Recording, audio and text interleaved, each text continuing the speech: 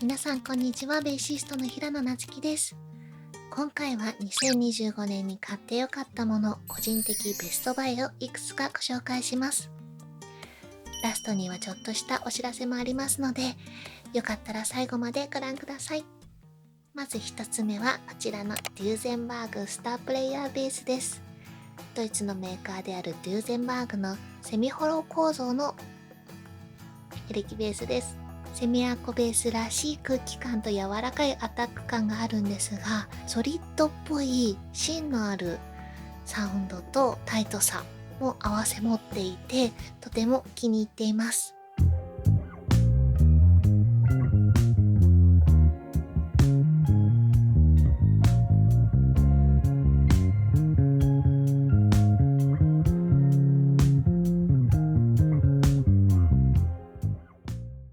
音はもちろんなんですが、この見た目とカラーも大好きで、細部のパーツに至るまでデューゼンバーグのメーカーロゴが入っていたりと、製品へのこだわりや作りの丁寧さにも惹かれています。もう何回もライブや卓録で使用しているのですが、音はウォームでも輪郭はしっかりと残る印象なので、特にアコースティック編成との相性が良く、アンサンブルに馴染みながらも存在感を出せるベースとして非常に重宝しております。このベースにとても相性が良かったアイテムをこの次に紹介します。2つ目にご紹介したいのがこちらのロータストークスの歌舞伎ミュートです。硬さ違いでスイートとビターが選べて、4弦と5弦タイプも選べました。私はスイートで4弦のものを使用しています。これを弦の下に挟んで弦の振動を抑えることによって短い音感のタイトなサウンドが得られます。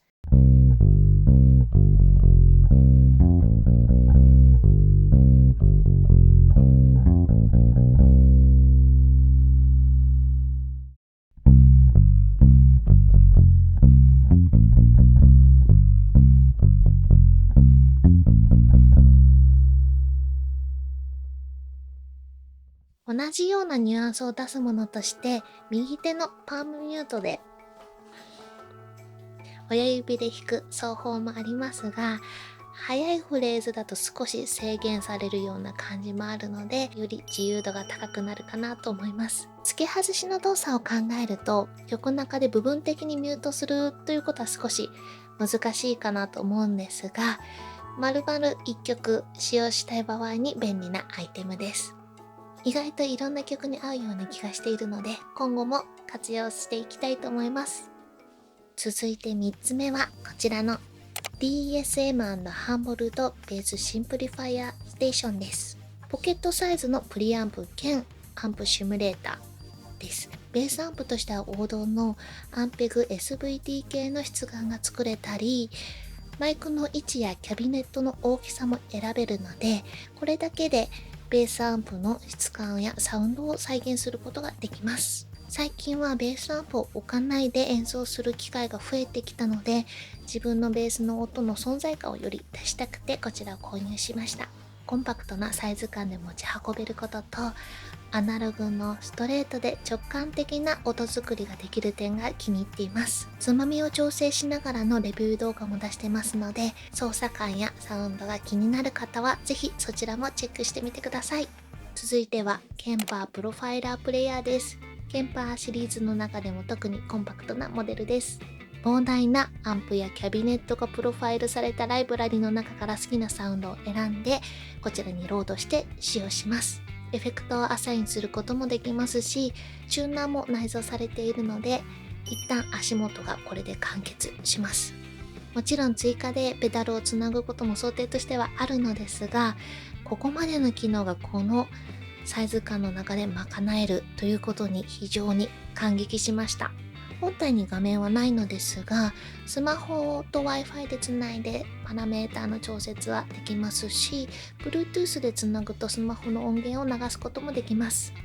サウンドの選択肢が多くて最初は非常に迷ったんですが、ある程度定まってくると、そもそもの基本的な音がクリアで上質なので、非常に音作りがしやすいと感じました。ベースの音が飽和しがちな大きめの会場でも存在感を出しつつもアンサンブルに馴染みやすい音を作れるなと感じているので、もう少し試して改めてレビュー動画も出せたらいいなと思っています。最後におまけとしてまだ使用してないものなんですがご紹介させてください。こちらです。じゃん。フェンダーのシールドです。このシールドはこのチェック柄がとっても素敵だなと思っていてずっと欲しかったんですが、ついに先日ゲットしました。開けてみますね。とっても可愛いです。嬉しい。このチェック柄なんですけどプリントじゃないんです。合皮の紐が編まれて作られていて、少し表面がボコボコと立体的に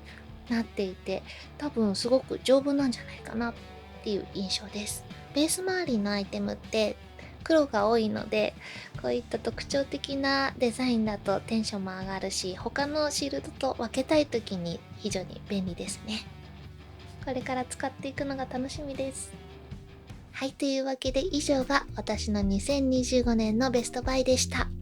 皆さんのベストバイもよかったらコメントで教えてください。2026年もいろいろと研究していってできる限り有益な情報をシェアしていけたらなと思っております。引き続きどうぞよろしくお願いします。最後にお知らせがあります。最近ギターストラップの制作販売をスタートしました。ショップ名はトーンザパストと言います。このように一本一本編み込みのギターストラップを制作しています。私自身の経験や周囲のギタリスト、ベーシストの皆さんの意見を参考にして1年以上かけて試作を繰り返しようやく完成しました。楽器につけるとこんな感じ。こだわりや背景などを話し出すと少し長くなってしまいそうなので、また別の動画でお伝えできればいいなと思っております。